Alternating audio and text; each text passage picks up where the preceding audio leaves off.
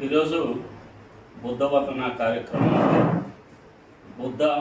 బుద్ధుడు మరియు అతని ధమ్మం అనే పుస్తకంలో మనం బౌద్ధ జీవన విధానం గురించి 3వ అధ్యాయంలో కొన్ని పాయింట్స్ ఉన్నాయి, అవి చదువుతాం. మంచి చెడు పాపము. మంచి కార్యమే చెయ్యము, చెడు కార్యములో భాగం పొందకు, పాపం చెయ్యకు. ఇది బౌద్ధ జీవన విధానం. ఏది మంచి కార్యమో దానినే చేయడంతో పాటు మళ్ళీ మంచి కార్యమే చేయవలెను. సత్కార్య నిర్వహణే సంతోషదాయకం. సత్కార్య నిర్వహణ ఫలితాన్ని చులకనగా భావించకు. దీనివలన నాకేమీ లాభమని తలంచకు.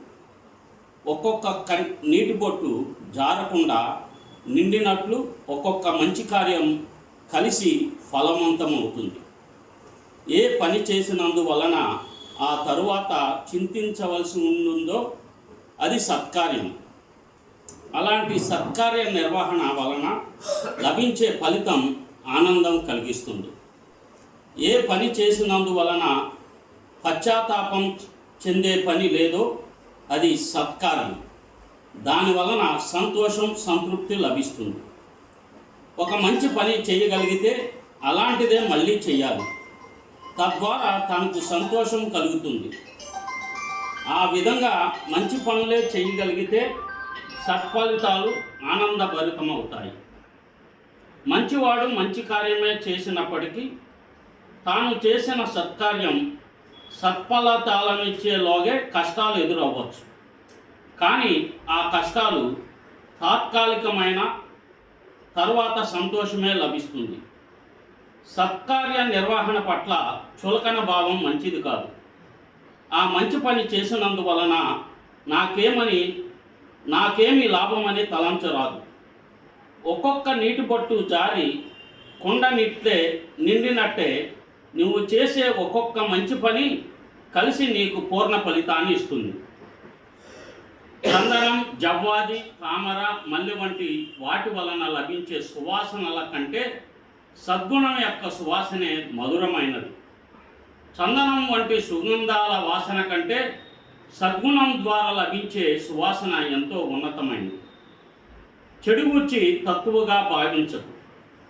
ఆ చెడు కార్యం చేసినంత మాత్రాన నష్టమేమిటని భావించకు. ఏ కార్యం చేసినందువలన చింతించాల్సి వస్తుందో అలాంటి కార్యాన్ని చెయ్యకు.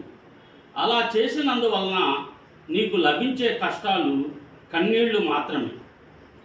ఒకడు దుర్భాషలాడినా లేక దుష్టబుద్ధితో ప్రవర్తించినా ఎద్దులు లాగే బండి వెంట దాని చక్రాలు కదిలి వచ్చినట్టే కష్టాలు వెన్నంటి వస్తాయి. చెడు కార్యాలను చెయ్యకు. నిర్లక్ష్యతకు ఆస్కారం ఇవ్వకు. చెడు భావనలకు తావివ్వకు. చెడు భావనలను అణిచి ఉన్నత మార్గంలో పయనించు. మంచిని చేయటంలో ఎవడైతే వెనుకంజ వేస్తాడో వాని మనసు వ్యాకులత చెందుతుంది. ఏ పని చేసినందువలన వ్యాకులత చెందవలసి వస్తుందో అలాంటి పని చేయకుండా ఉండటమే క్షేమం. అలాంటి పని చేసినందువలన లభించే కష్టాలు కన్నీళ్లు మాత్రమే. ఒక చెడు కార్యం చేసినప్పుడు దాని ఫలితం పరిపక్వమయ్యేంత వరకు తనకు సుఖంగానే ఉండవచ్చు.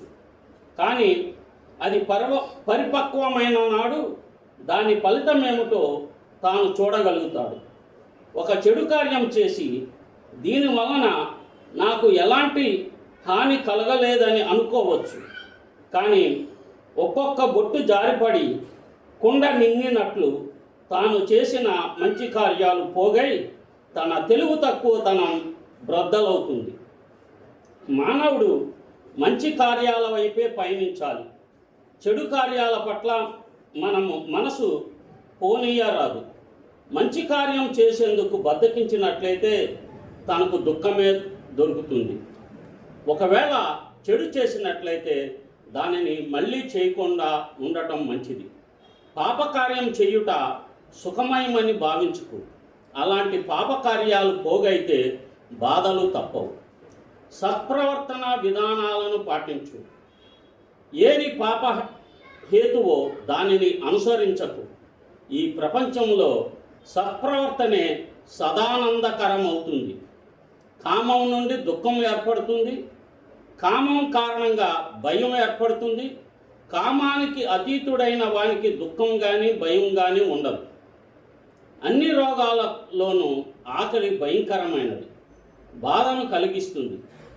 ఆ సత్యాన్ని గ్రహించగలిగితే నిర్వాణమే అత్యంత శ్రేష్టము, ఆనందదాయకం అవుతుంది. వజ్రం ఎంతటి కఠిన శిలనైనా కోయగలిగినట్లు ఒకడు చేసిన తప్పుడు కార్యం దాని నుండే ఉత్పన్నమయ్యే పరిణామ కారణంగా తాను నాశనమైపోతాడు. తీగ చెట్టును చుట్టివేయినట్లుగా దుష్కార్యం చేయటం వల్ల తన శత్రువు ఏ గతినైతే కోరుతాడో ఆ గతికి చేరువవుతాడు. దుష్కార్యాలు, హానికర చర్యలు చేయడం చాలా సుఖం, కానీ ప్రయోజనకరమైన మంచి పనులు చేయడం కష్టం. అందరూ చెప్పండి, సాధు సాధు సాధు సాధు సాధు. మిత్రులారా, ఈరోజు మనం పరమపూజ్య బోధిసత్వ డాక్టర్ బాబాసాహెబ్ అంబేద్కర్ రచించిన బుద్ధుడు మరియు అతని ధమ్మము అనే గ్రంథంలో ఒక అవి చాలా ప్రామాణికమైన జీవన విధానాన్ని తెలియజేసే అంశాలు. ఏదో చదవటానికి 5-10 నిమిషాలు పట్టిందేమో కానీ వాటిని అవగాహన చేసుకొని పదే పదే చదివితే ఒక్కొక్క వచనం, ఒక్కొక్క చెప్పిన దాంట్లో పొందుపరిచిన అంశాలు చాలా నిగూఢత భావంలో ఉన్నాయి. దాని మొత్తం సారాన్ని చెప్పాలంటే నాకేమనిపించిందంటే, చదువుతున్నప్పుడే దిగ్గనకాయలో అది బిఫోర్ కామన్ ఎరా 185 BCలో రాయబడింది దిగ్గనకాయ. ఆ 185 BCలో రాయబడిన దిగ్గనకాయలోని బుద్ధుడు చెప్పిన బోధన అంశాల్లో ముఖ్యమైనది ఏమిటంటే, మీరేమి చేస్తురో అదే, మీరేమి విత్తుదురో అదే కొయ్యుదురని. ఇదే వాక్యము బైబిల్లో కూడా యథాతథంగా ఉంటుంది.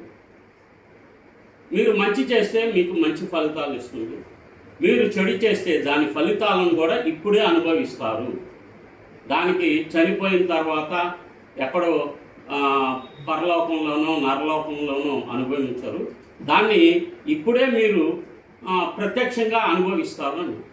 ఉదాహరణకు మనం పాప ఫలితాలు ఏదైనా చేస్తున్నట్లయితే దాని యొక్క ఫలితం ఈ జీవిత కాలంలోనే చూస్తాము. ఒక తప్పుడు కార్యక్రమం చేస్తే ఎప్పటికైనా దొంగ అనుకోవచ్చు నేను బయటపడ్డాడని, కానీ ఏ దొంగ అయినా సరే ఎప్పటికో ఒకసారి దొరుకుతాడు. అప్పుడు మొత్తం ఆడి క్రైమ్ హిస్టరీ అంతా బయటకు వచ్చేస్తాం. కనుక ఈ విషయంలో బుద్ధుడు చెప్పింది ఏంటంటే, ఏదన్నా మీరు ఒక పని చేయాలని అనుకుంటే అది నీకు హాని చేసినప్పటికీ ఇతరులకు ప్రయోజనకరమైతే అది చేయమని చెప్తాడు. సాక్రిఫైస్. బాబాసాహెబ్ విషయం చూడండి, తన కుటుంబం మొత్తాన్ని, జీవితాన్ని కోల్పోయాడు ఆయన. తన పిల్లల్ని కోల్పోయాడు, తన భవిష్యత్తుని, తన సుఖ సంతోషాలను కోల్పోయాడు. అయినప్పటికీ ఆయన సమాజ హితం కోసం ఆయన పనిచేశాడు. అదే బాబాసాహెబ్ బుద్ధుడు. ఎందుకంటే ఆనాటి బుద్ధుడే బోధిసత్వ డాక్టర్ బాబాసాహెబ్ అంబేద్కర్. ఒకవేళ నువ్వు ఆ పని చేయాలనుకుంటే నీకును సమాజానికి శ్రేయస్సైతే అది కూడా చేయమంటాడు. ఏ పని చేయొద్దు అంటాడంటే బాబాసాహెబ్ డాక్టర్ అంబేద్కర్, మీకు నష్టం కలిగించేది గాను ఇతరులకు కూడా నష్టం కలిగించేది గాను ఉంటే అది ఎటువంటి పరిస్థితుల్లో చేయొద్దు. మీకు మాత్రమే ప్రయోజనం అయ్యి సమాజానంతకి నష్టం కలిగితే ఎటువంటి పరిస్థితుల్లో కూడా మీరు ఆ పని చేయొద్దు అని బాబాసాహెబ్ చెప్తారు. ఇది ఎంతో ఉదాత్తమైన విషయాలు, ఏదో ఒక మాట చదువుకుంటే అర్థమయ్యేది. మనం కుటుంబంలో మనం ఎలాగైతే కొంతమంది విశ్వాసులు కుటుంబారాధన చేసుకుంటారో, ఆ కుటుంబం మొత్తాన్ని కలిసి కూర్చొని ఇంట్లో మనం ఈ అంశాలు ఇవేంటంటే పంచశీల డాక్టర్ బోధిసత్వ తథాగత భగవాన్ బుద్ధుడు చెప్పిన విషయాలు పంచశీల అవి రోజు అనుసరిస్తే ప్రాక్టీస్ చేస్తే బలపడేవి. అబద్ధములాడము అని చెప్తాం, చాలా సింపుల్. కానీ దాన్ని ప్రాక్టీస్ చేయాలి. అబద్ధములు ఆడకుండా ఉండటానికి నిరంతరం ప్రాక్టీస్ చేయాలి. మద్యపానం మత్తు కలిగించే వాటిని మనం విడనాడాలని రోజు చెప్తాం, కానీ వాటి మీద మోహం చావదు. దాన్ని రోజు నువ్వు పబ్లిక్గా నువ్వు చెప్తా ఉంటే, ఇప్పుడే కదా మీరు అందరూ ఇవన్నీ చెప్పారు, వాటిని ఎందుకు అనుసరించరు? మీరు చెప్పినవే కదా, సంఘంలో ప్రతిజ్ఞ చేశారు కదా, పిల్లలకు బాగా పాఠాలు బోధిస్తామని మీరు అన్నారు. మీరు క్లాస్ రూమ్లో దాన్ని ప్రతిబింబించకపోతే దానివల్ల నష్టం ఏంటి? ఇవన్నీ ప్రాక్టీస్ చేయి. లైఫ్లో మనకు ఎదురయ్యే అనుభవాలన్నింటిని కూడా మనం ఒకసారి తర్కించుకోవాలి, హేతు పద్ధతితో ఆలోచించాలి. ఏది సత్యానికి నిలుస్తుందో, ఏది సత్యానికి నిలవదో మనం తెలుసుకోగలగాలి. అదే బౌద్ధం రేషనాలు. ఇది ఈ వాక్యానికి సంబంధించింది. నేను మిగతా విషయాలు ఇప్పుడు చెప్తాను.